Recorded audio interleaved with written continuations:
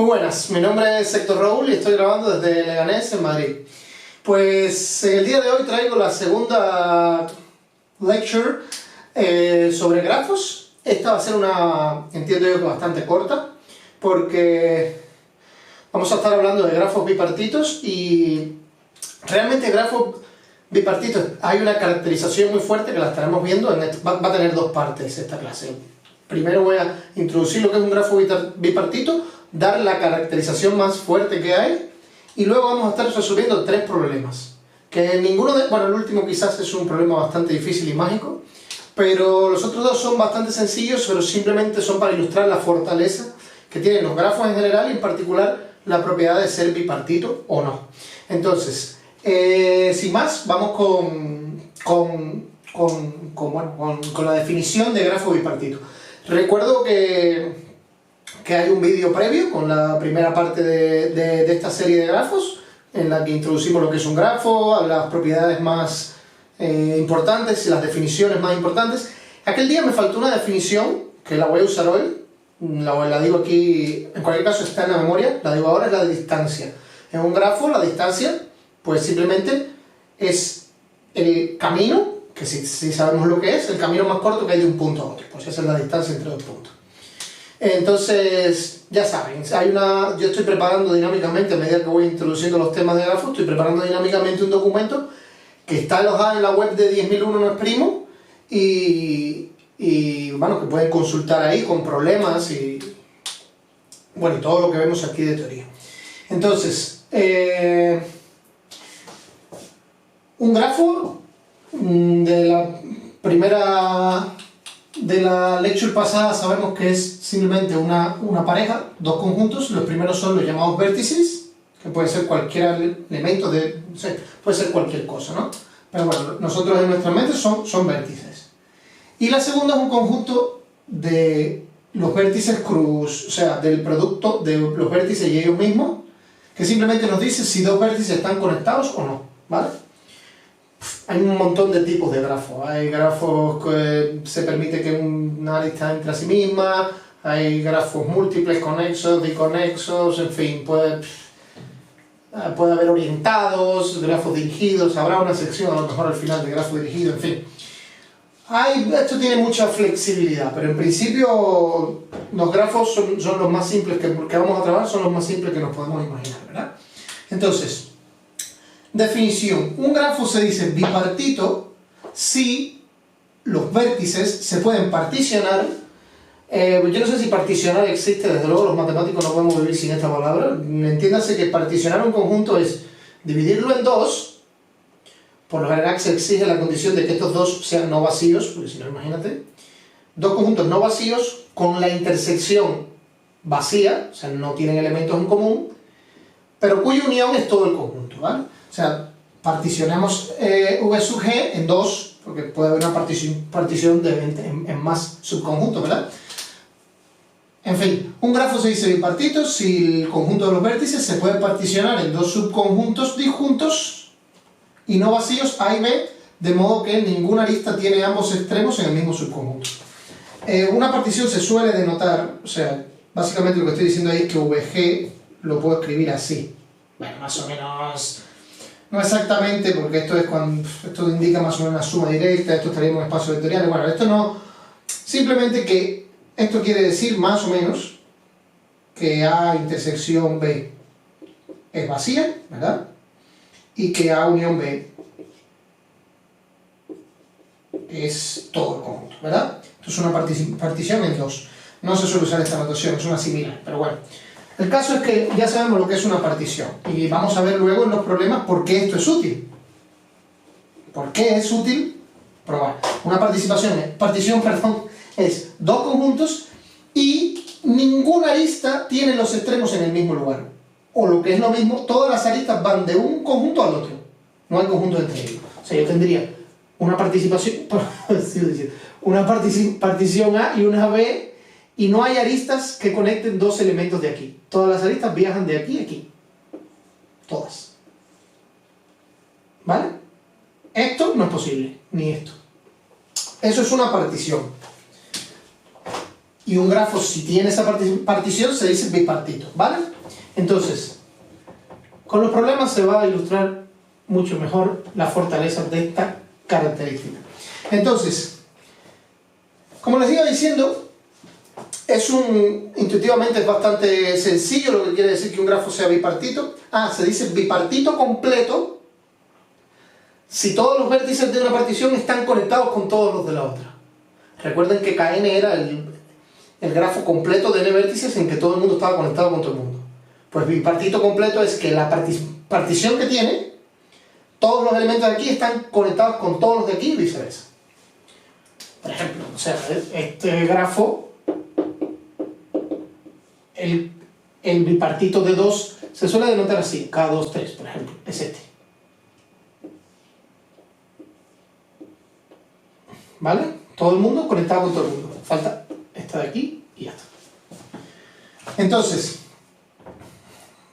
la caracterización de un grafo bipartito es la siguiente. Recuerden que caracterización, como lo dice la palabra, es algo que lo caracteriza. Es algo que se cumple si solamente si el grafo es bipartito. ¿Vale?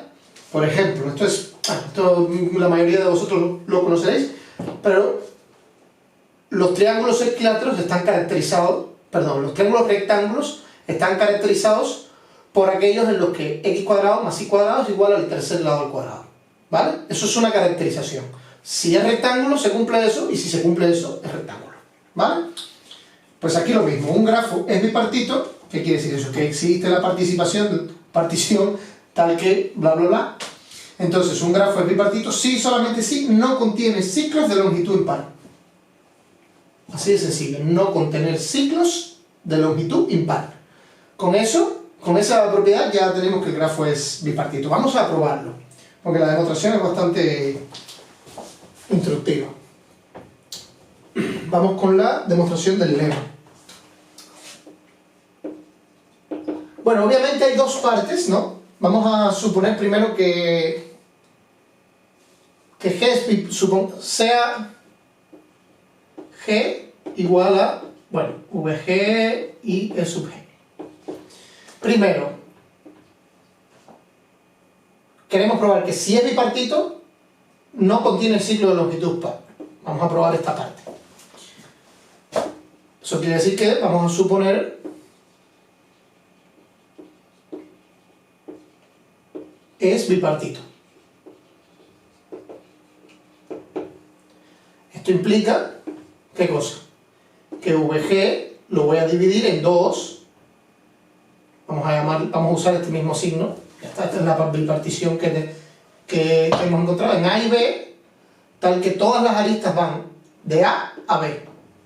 ¿Vale? No hay ninguna arista yendo de A a A ni de B a B. Entonces, vamos a coger sea C, vamos a llamarle así, V0, V1, VK, V0. Un ciclo que tiene longitud, ciclo de, bueno, un ciclo de longitud, pues fíjense que yo voy a V1, V2, o sea, esta es la primera lista, V0, V1 y así, y V0, o sea, VK, V0 es la K más 1, ¿verdad? Que tiene longitud K más 1. Sin pérdida de generalidad, sea V0 en A. Fíjense que,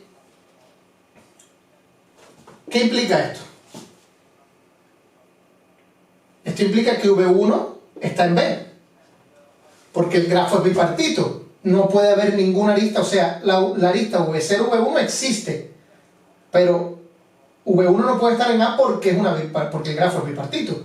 Por tanto, la arista V0, V1 que existe, lo que nos dice es que un extremo está en A y el otro está en B. Asimismo, esto implica que V2 está en A y así sucesivamente. Aquí tenemos que V sub 2i, los pares van a estar en A y los impares van a estar en B, ¿vale? Y esto automáticamente, ¿qué implica? Que K, porque como V0 está en A, K, V sub K tiene que estar en B. Esto implica que K es impar, ¿verdad? Son los impares los que están en B. Y como K es impar y el ciclo tiene longitud K más 1, esto implica que C tiene longitud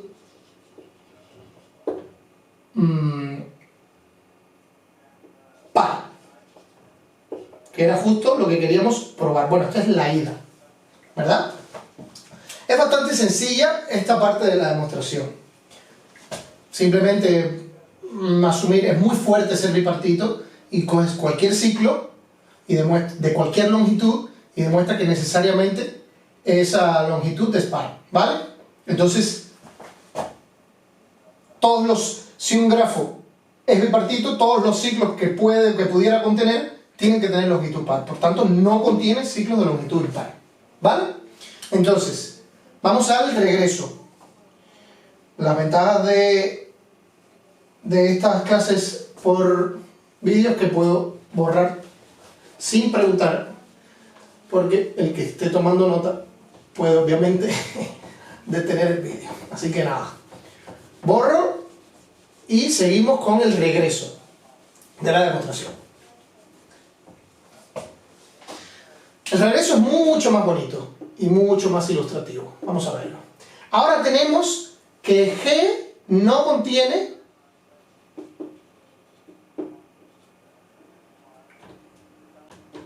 ciclos de longitud impar. Hay que probar que es bipartito. Entonces, claro, prácticamente simplemente o sea, nuestra intuición nos dice que hay que conseguir una bipartición. No sé si hay demostraciones de esto usando inducción o algo así, no sé, no recuerdo. Pero en cualquier caso, creo que hay inducción en la longitud del ciclo. Bueno, no recuerdo. En cualquier caso, esta es la demostración de las que encontré, la más bonita y bastante ilustrativa, porque es una técnica que no solo se usa aquí, que ya nos queda para usarla en otro tipo de problemas, en otro tipo de demostraciones o lo que sea. Entonces, tenemos que encontrar una bipartición, y miren qué chulo. Sea U en V sub G, un vértice cualquiera. Y ahora vamos a construir A de modo tal que, o sea, A van a ser los V en V sub G, tal que la distancia de U a V es par. Y B son los W de V sub G, los vértices, tales que la distancia de W a... Esto es a U, ¿verdad? Ah, no, perdón. Vamos a poner U primero. Bueno, la distancia es simétrica, así que no pasaría nada de todas maneras. Pero bueno, vamos a mantenerlo igual. A ver, de U a W es impar. Bueno, lo primero es ver que en efecto esto es una bipartición, ¿verdad?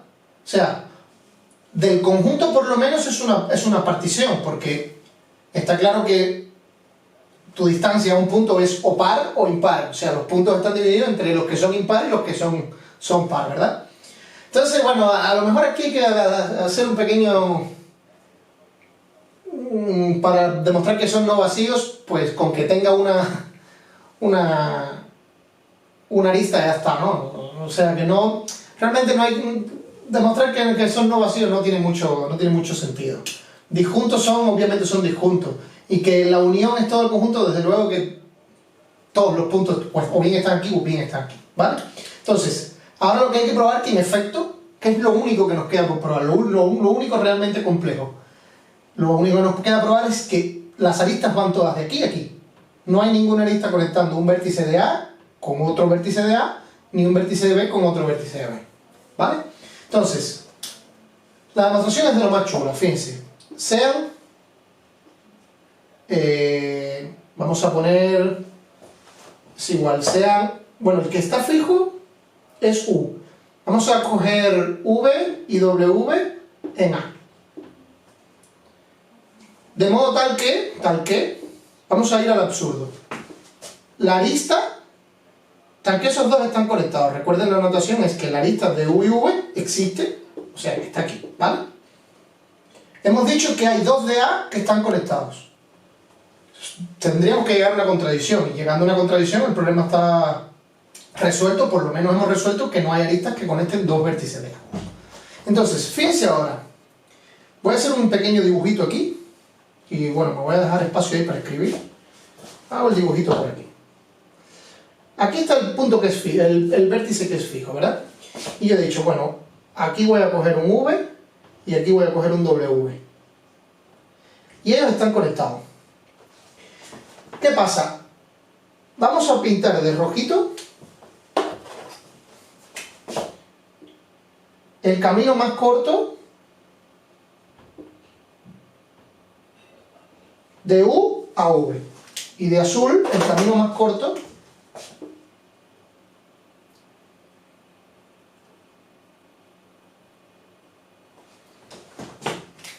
fíjense, realmente aquí a lo mejor tendría que haber puesto 3 puntos suspensivos o algo así, pero bueno, esto es solo un dibujito para ilustrarlo. Lo que quiero es definir este punto de aquí como X, sea X el primer punto, esto es importante, vamos a ponerlo con letra, punto no vértice, mejor, son elementos de aquí, primer vértice común a dos, bueno, a los caminos más cortos, esto es importante, de V a U y de W a U. Bueno, yo sé que hay un camino más corto de V a U, porque por eso V está en A, ¿vale? Y un camino más corto de W a U, ¿vale? Ya les he dicho, yo estoy usando que el grafo es conexo, porque si es disconexo trabajo en cada una de las componentes conexas y si encuentro particiones pues las voy poniendo así y no pasa nada. Así que en principio esto es para conexos, pero la extensión a grafos disconexos es simplemente trabajar en cada componente conexa. Entonces, hay un camino de U a V y hay uno de U a W. Esos dos caminos mínimos puede que se cortan como mínimo en U, pero a lo mejor se cortan antes, no lo sé. Pero no me interesa. Por eso he dicho, hay que suponer que a lo mejor se cortan antes. Bueno, ese es X, ese punto, donde primero se cortan, yendo en esta dirección, ¿verdad? Entonces, fíjense que como U y V, lo primero es notar este camino de aquí y este camino de aquí, o sea, el camino, primero, importante, el camino de U a X, o bueno, el subcamino, y el camino de, bueno, el camino de U a X, vamos a poner aquí rojo. Bueno, vosotros podéis encontrar la mejor manera de escribirlo. Y el camino de U a X azul tiene la misma longitud. Esto está claro.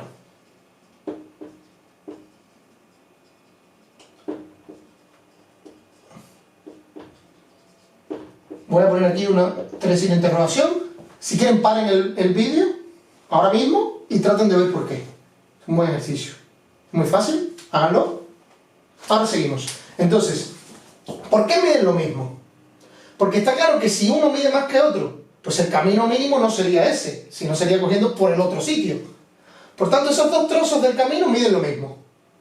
Por ejemplo, si el azul fuera más grande, entonces el camino mínimo de U a V no sería el azul, Sería cogiendo por el más corto y luego siguiendo por el azul. Entonces, por la minimalidad de la distancia del camino que hemos escogido, pues esos dos trozos miden lo mismo. Como W y V están en A, la suma de ese tramo más la suma de este tramo tienen la misma paridad, es par. Lo mismo pasa con la suma de este tramo y la suma de este tramo.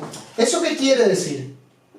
Esto implica automáticamente que el camino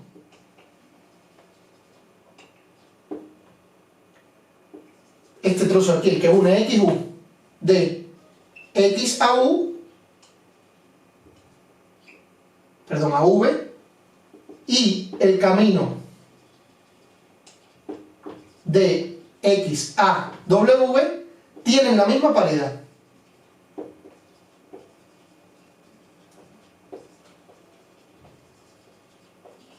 Y aquí de nuevo, esto es otra consecuencia muy chula, pongo tres signos de exclamación ahí.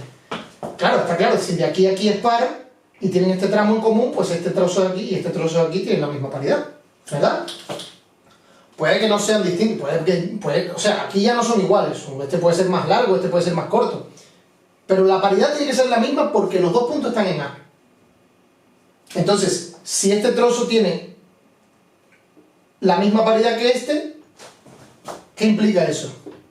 Eso implica que hay un ciclo de longitud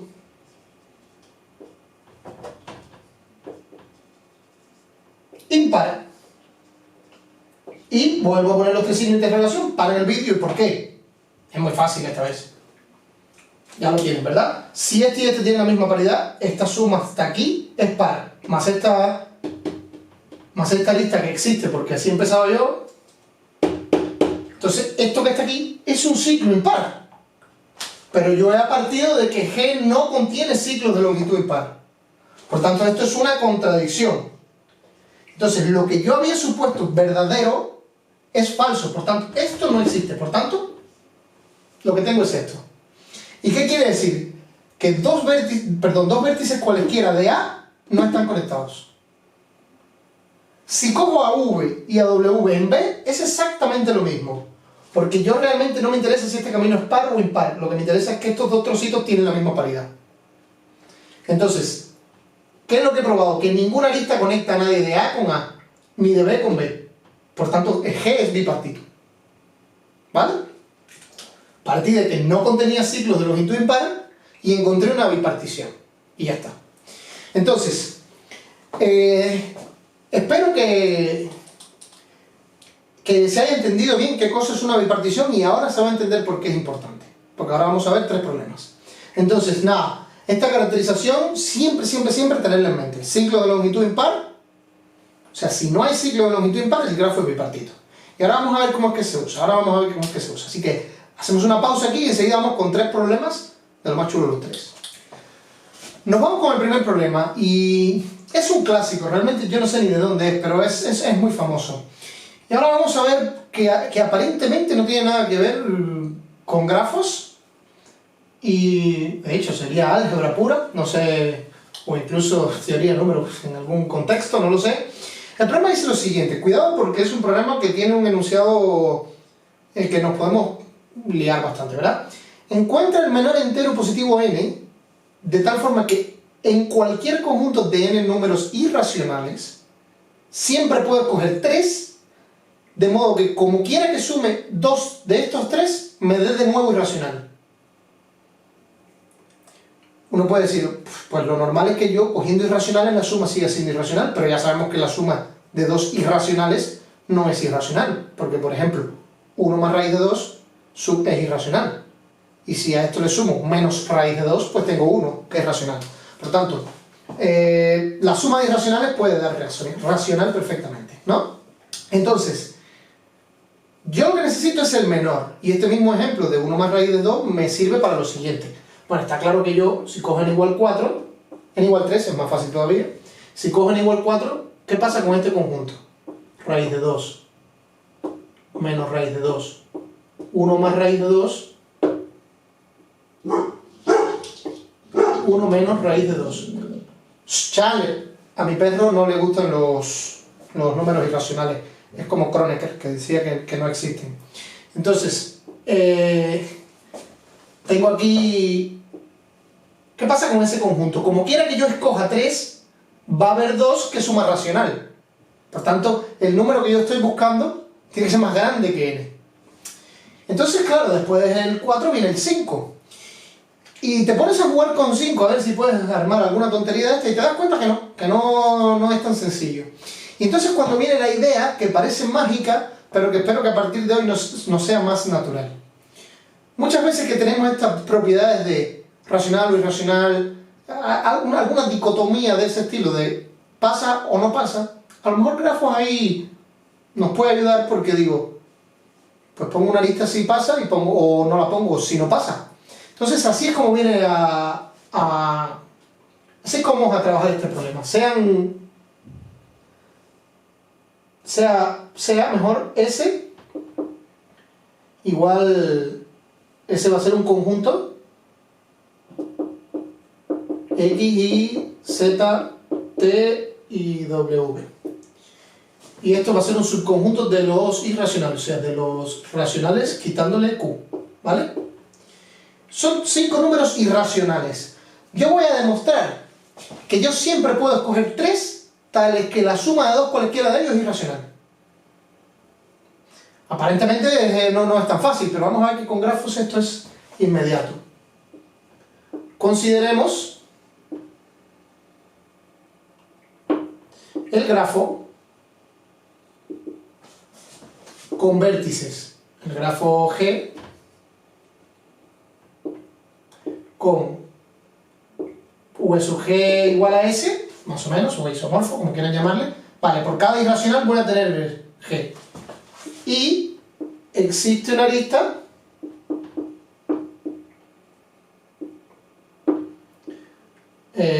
conectando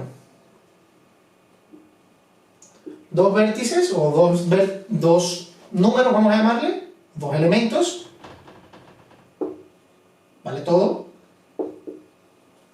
Si la suma de estos dos que cojo es racional, ¿vale? Yo tengo X, Y, Z, T y W. Si la suma, por ejemplo, de X más Z es racional, yo trazo una lista. Si es irracional, no la trazo. Por ejemplo, si W más X es racional, pues trazo una lista. ¿Verdad? Entonces, veamos ahora.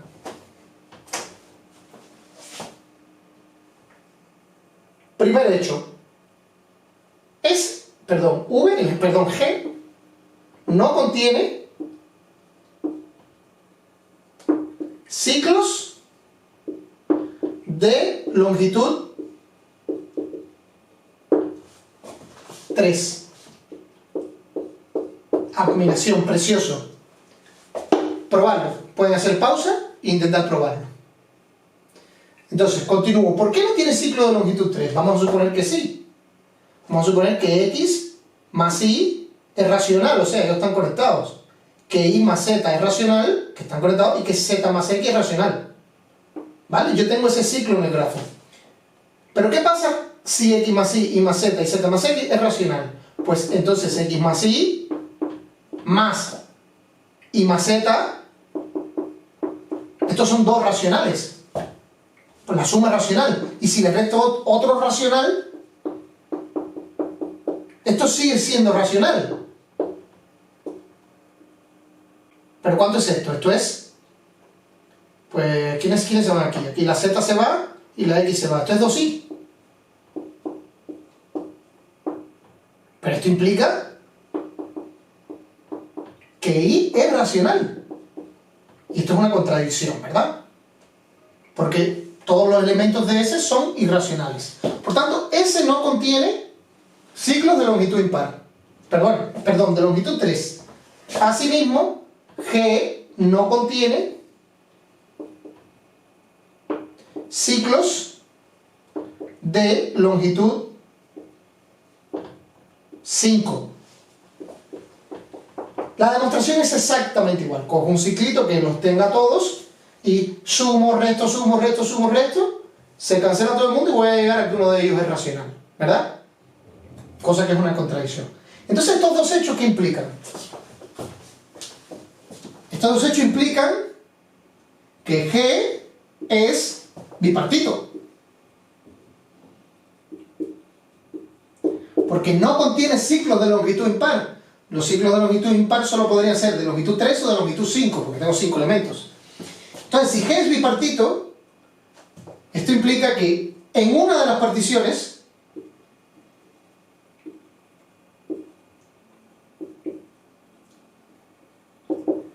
tengo al menos 3 elementos. Eso está claro. No puede ser, o sea, tenemos 5 en total, no pueden ser las 2 más chicas que 3. Alguna tiene que tener 3 elementos. Y estos 3 elementos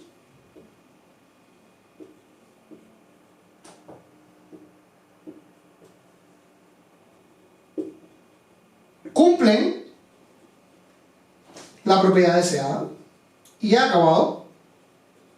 El problema está completamente hecho. ¿Por qué? Porque claro, en una de las particiones hay mínimo 3 elementos que no están conectados. Porque por todas las aristas van de aquí hacia allá, ¿verdad? Entonces, si ellos no están conectados, quiere decir que la suma de 2 cualesquiera de ellos es irracional, que es justo lo que yo quería.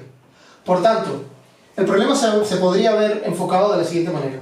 Demuestra, y hubiera sido más fácil, que en cualquier grupo de 5 irracionales, o en cualquier conjunto de 5 números irracionales, existen 3 de ellos tales que la suma 2 a 2 siempre es irracional. Y ya está, usando teoría de grafos, se demuestra en un plus plus. Puede parecer magia porque estamos hablando con irracional, pero a partir de ahora ya no. Ya ahora sabemos que ser irracional, no ser irracional, vamos a ver qué pasa aquí con un grafito. Así que nada, espero que les haya gustado este primer problema y nos vamos con el segundo, que tiene otra naturaleza, pero igual relacionada con grafos bipartitos. Bien, nos vamos con un segundo problema, no es muy complicado, no es muy complejo, y contrario que el anterior, este sí está gritando grafos por todos sitios, vamos a verlo. Es del torneo de la ciudad desde el año 1986, así que tienes prácticamente mi edad. Sea un torneo con 20 equipos. El primer día cada equipo juega exactamente la partida con otro equipo del torneo. Bueno, básicamente se divide en 10 contra 10. O sea, estos dos se enfrentan, estos dos así, ¿verdad? Más adelante veremos que esto es un matching, pero bueno, más adelante. El segundo día pasa exactamente lo mismo. Vuelven a coger los 20, se vuelven a dividir en 10 grupos de 2 y juegan entre ellos. Pueden haber repetidos, no pasa nada. Puede haber 2 equipos que jugaron, se enfrentaron los 2 días. Lo que tenemos que probar es que el tercer día podemos seleccionar 10 equipos que no se han enfrentado entre ellos. Esto sí está gritando que apliquemos grafos, pero hay muchas soluciones. Hay algunas que te puedes enredar usando esto que yo acababa de comentar de matching y tal. La manera más sencilla que hay de resolverlo es la siguiente. No voy a perder mucho tiempo en escribir la solución, ya sabemos que el grafo se llama G y los vértices son los equipos. Ahora vamos a hacer lo siguiente. Colocamos, esto es distinto, pero es muy bonito, ¿no? Aristas rojas, voy a ponerlo así, si los equipos se enfrentaron el primer día.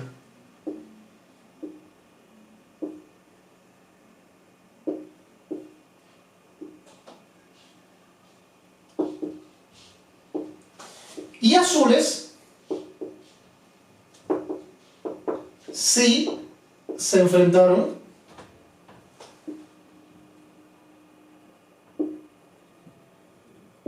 el segundo día.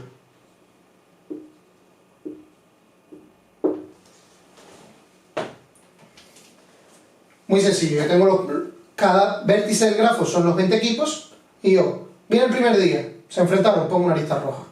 Viene el segundo día, se enfrentaron, pongo una lista azul. ¿Qué tengo después del segundo día? Tengo un grafo que no tiene por qué ser conexo, no tiene por qué ser simple. Yo puedo tener dos aristas saliendo de un mismo vértice, no tiene por qué ser simple. Pero bueno, ya sé más o menos la estructura que tengo. Pero ahora esto sí. Podemos decir claim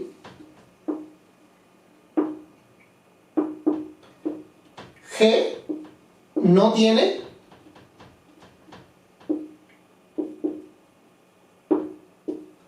ciclos impares. Bueno, de longitud impar, se entiende, ¿no?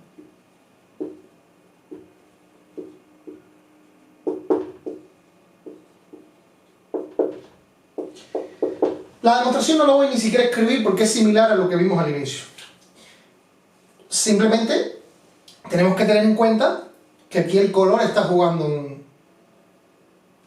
un papel. Y otra propiedad más, o sea que si yo tengo si este es el ciclo,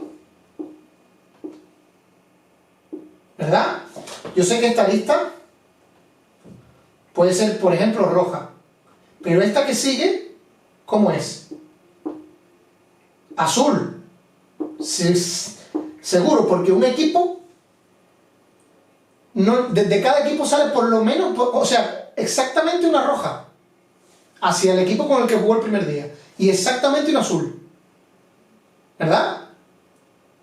Por tanto, lo que yo sé es que esta última lista de aquí, perdón, que esta última lista de aquí, ¿cómo tiene que ser? Porque ya de V0 sale una roja. Por tanto, la otra que entra no puede ser roja, porque V0 no jugó dos juegos el primer día, jugó uno solo. Por tanto, esta última es azul. Y ya esto implica automáticamente que la longitud de esto, longitud es par. Entonces, si G no tiene ciclos de longitud impar, ¿qué es? Bipartito. Y si es bipartito, tiene dos particiones, una de los dos tiene más de 10. Porque claro, son 20 equipos. La más grande de estas dos particiones tiene que tener más de 10. No pueden tener 9 o menos ambas. Y en esa partición se cumple la propiedad. Son más de 10 equipos que no se han enfrentado entre ellos. Y el problema queda liquidado. ¿Vale? No lo he escrito porque no quiero perder mucho tiempo. Quiero que este vídeo me salga un pelín más corto. En cualquier caso, en la memoria está bien escrita la solución. Pero es bastante clara, ¿verdad? Y uno dice, es increíble. Este es el típico problema de una persona que no tenga la herramienta, no tenga este entrenamiento, no tenga la visión de verlo con grafos. Te puedes escribir 2 páginas para explicar que sí, que siempre vas a poder, porque en el caso de que un equipo juegue con 2 y el otro con 3 y no sé qué, te armas una casuística, se te empieza a llenar la hoja de texto, y estos son 2 líneas. 2 líneas, bien escritas, bien rigurosas, pero 2 líneas. Así que nada, cierro con termino este problema aquí y nos vamos con el último, que es el más difícil, el más bonito y nos va a dejar indiferentes. Vamos a disfrutarlo pronto. Enseguida, bien, nos vamos con este último problema. Es un problema espectacular, precioso. Salió en una prueba de selección de los Estados Unidos en el año 2002. El problema dice lo siguiente: sea n un entero positivo y S un conjunto. Es un problema con mucha sustancia. S un conjunto de 2 a la n más 1 elementos. Entonces, hay una función, se dice que f es una función que va de S cruz S. Esta notación espero que la entiendan. Es simplemente que f la evalúo en 2 elementos, cada uno de ellos en S. Y a esa pareja de elementos le hago corresponder un único elemento de aquí, ¿vale? Entonces, esa función cumple la siguiente propiedad. Para cualesquiera x y z en S, uno de los 3 números, esto que está aquí, f en xy, f en yz y f en zx, uno de esos es igual a la suma de los otros 2, ¿vale? Probar que existen a, b y c en S, tal que f en ab, f en bc y f en ca son 0 los 3. Bueno, lo primero es que el problema está gritando que usemos paridad por muchos sitios. Está claro que 2 a la n más 1, 0 a la 2 a la n menos 1, dividiendo por... Bueno, en fin, está el 2 jugando algún papel aquí, Otra cosa que sabemos es que si dos números son igual a un tercero, pues la cantidad de de impares que hay ahí es o bien una, o sea, puede haber o cero impares, todos pares, o dos impares. No puede haber ni un solo impar ni tres impares, ¿vale? Eso está clarísimo. Entonces, claro, la paridad aquí está jugando un papel importante. Entonces, vamos a ver. Lo primero que voy a hacer es demostrar un claim que va a parecer mágico, pero luego cuando vemos la solución completa, vamos a entender perfectamente, ¿vale? El claim es el siguiente. Sea G un grafo completo, con K mayor o igual que 3. O sea, sea un grafo completo con K mayor o igual que 3 vértices. Eso es, recuerden lo que es, bueno, esto sería, G sería igual a K, bueno, he puesto K aquí, pero la notación es esta, un clique, K, el completo, es K vértices todos conectados con todos, ¿vale? Entonces, G es el grafo completo de tamaño K, pero ahora las aristas, todas esas, K en 2, son coloreadas o bien de blanco o bien de negro. De modo que cada triángulo, tenemos un montón de triángulos, de hecho K en 3 triángulos, cada triángulo tiene un número par de aristas negras. Hemos coloreado de esa forma. Entonces, en un grafo de estas características podemos decir que G contiene un subgrafo con la parte entera de, bueno, la mitad de K sobre 2 vértices con todas sus aristas blancas. Esto es un resultado potente, ¿no? Entonces, vamos a ver lo siguiente, la demostración de este claim. Escribir la demostración rigurosa hasta el final, además de bastante complicado, se antoja bastante difícil, o sea, además de complicado, me consumiría mucho tiempo. Por tanto, yo voy a dar solo las pinceladas de la demostración, y claro, esto es mejor porque incluso les queda tarea para convencerse de las cosas que yo voy poniendo aquí. En cualquier caso, repito siempre, en el documento está bien escrita la solución, ¿verdad? Entonces, vamos a ver, tenemos un grafo con aristas, vértices, y aristas que son o bien negras o bien blancas, que las voy a denotar así con discontinuos, ¿no? Negras, blanca, negra, en fin. Lo que sé es que cada triángulo tiene un número par de aristas negras, o 0 o 2, ¿vale? Fíjense que G es bipartito, es lo primero. G es bipartito. Fíjense que la demostración la van a escribir bien ustedes. Yo simplemente voy a decir lo que es bipartito. Está claro que ciclos de longitud 3 no tiene. O sea, G es restringido a los negros. ¿Vale? G es restringido a los negros, es bipartito. G, esto es importante, vamos a escribirlo bien, esto es Raúl. G, solo aristas negras.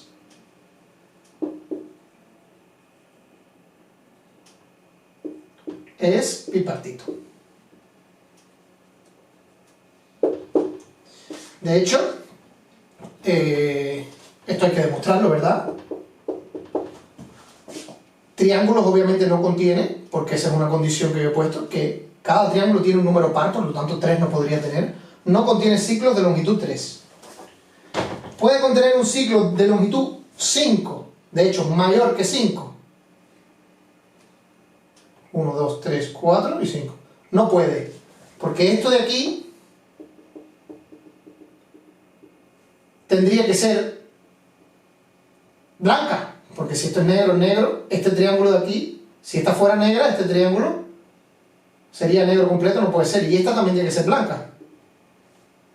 Entonces aquí tenemos un triángulo con un número impar de aristas negras, y eso es contradicción.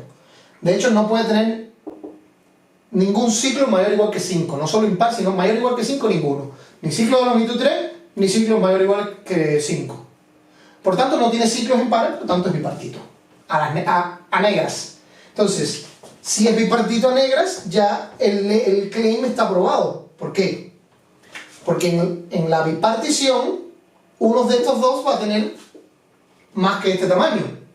Y si tiene más que este tamaño, pues yo me quedo con exactamente esos de ahí. Imagínense que este de aquí tiene mayor o igual que parte superior de K sobre 2 elementos. Por bipartición, todos los enlaces aquí son blancos, porque esto es bipartito a negras. Entonces, el claim está totalmente probado. He probado que es bipartito, por lo tanto, uno de los dos trozos tiene más de esta cantidad. Yo realmente lo que necesito es esa cantidad. Si tiene más, pues puntos que me sobran. ¿Vale? Entonces, bien, lo del claim muy chulo, pero ¿para qué me sirve esto?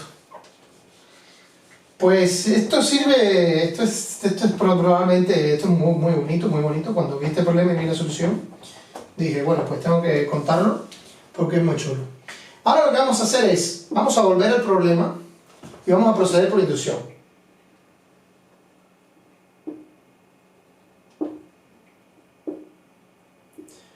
Bueno, obviamente inducción en n, ¿verdad? El caso base es trivial. O sea, n igual a 1, que tengo 3 elementos, de hecho se llega muy fácil que los 3 son ceros. O sea, que todo el mundo es cero. Caso base es trivial, no voy a perder tiempo en eso. Supongamos que esto se cumple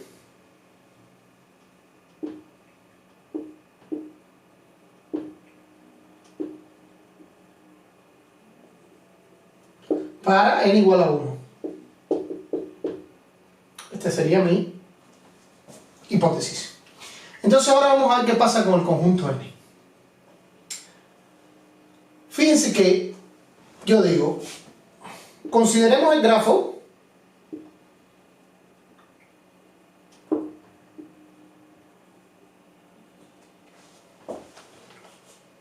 con vértices.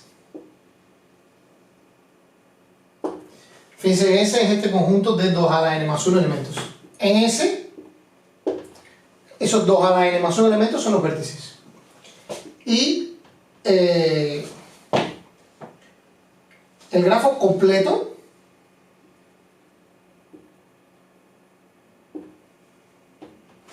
y coloreamos la arista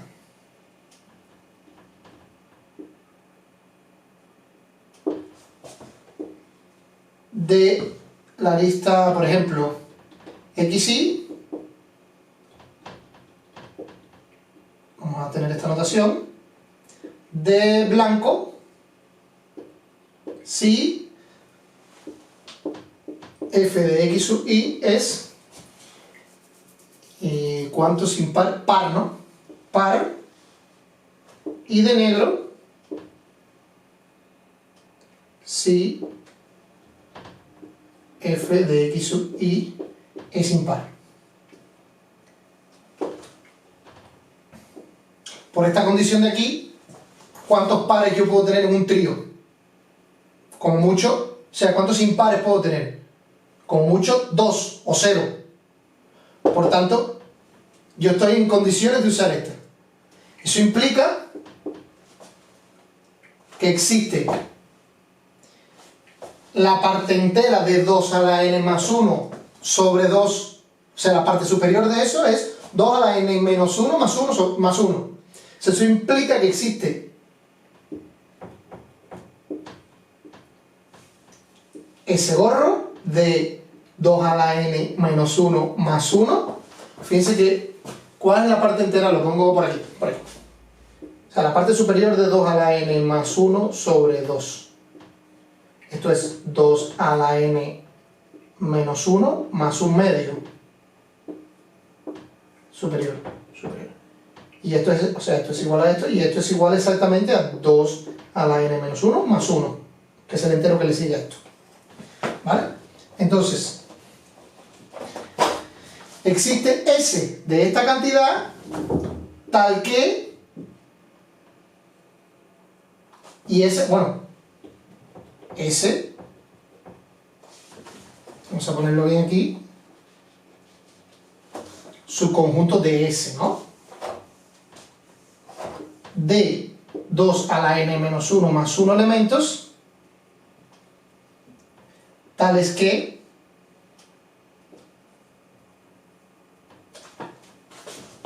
f de S cruz S, vamos a La notación, a ver si os gusta esta notación, tal vez que f de x, bueno, f de x y siempre, bueno, mejor así, no enredarnos, es, bueno, quito el siempre, madre mía, me estoy liando, no pasa nada, es para todo x, y en ese techo. ¿Por qué?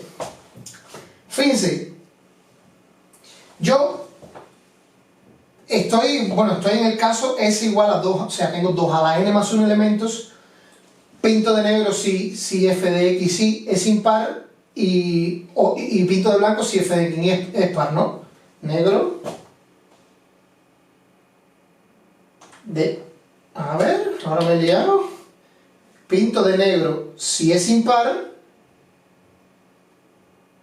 y de blanco, lo he puesto, no, está bien escrito, pinto de blanco si es par y pinto de negro si es impar. Usando el claim he llegado a que tengo 2 a la n menos 1, tal que todas las aristas son blancas. Por tanto, todos estos elementos con x y y restringidos a ese gorro, todos estos elementos son pares. Entonces ahora, ¿qué puedo decir? Voy a borrar el enunciado porque esto sigue. Y no tengo sitio, borro aquí. Ahora, ¿qué puedo decir? Ahora puedo decir, sea f gorro igual a f entre 2. Bueno, esto es un abuso de notación aquí, pero simplemente f gorro, como todos estos son pares, yo puedo decir f gorro va de S cruz S ¿en quién? 0, 1, así hasta. Si ya f iba hasta 2 a la n menos 1, más 1, no recuerdo, esto es 2 a la n menos 2, aquí creo que era menos 1 o más 1, no recuerdo. Creo que tampoco es relevante. ¿Verdad? Y es que f gorro cumple la condición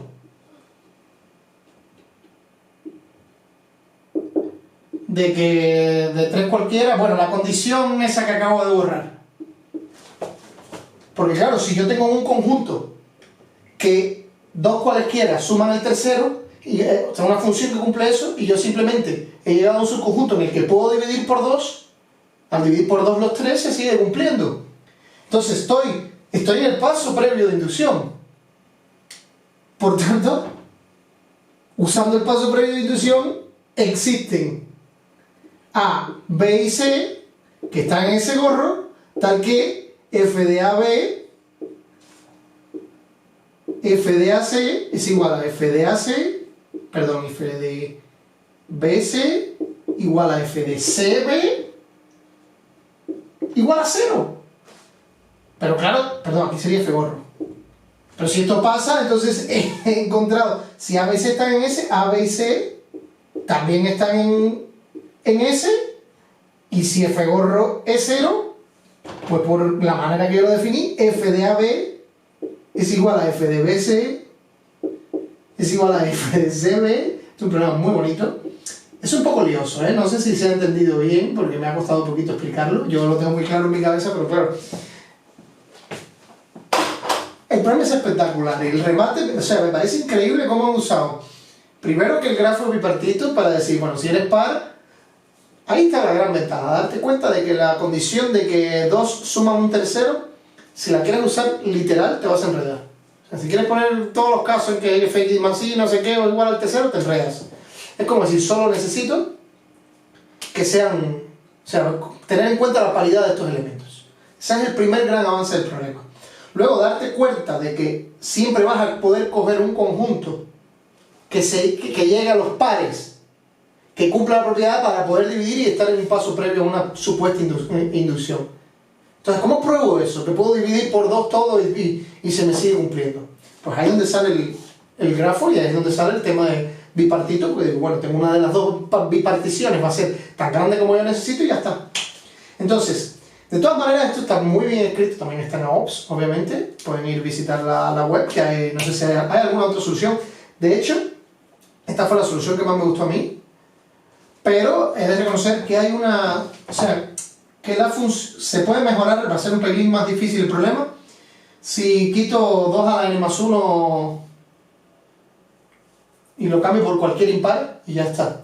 Y simplemente este sería ese impar -1 dividido por 2, algo así. Que se puede generalizar y poner un pelín más difícil y ya no saldría por inducción. Sale por grafos también creo, pero haciendo cosas más complejas. Yo simplemente, como quería ilustrar el poder de los grafos bipartitos, pues incluí esta solución aquí que me parece espectacular. Entonces nada, espero que hayan disfrutado este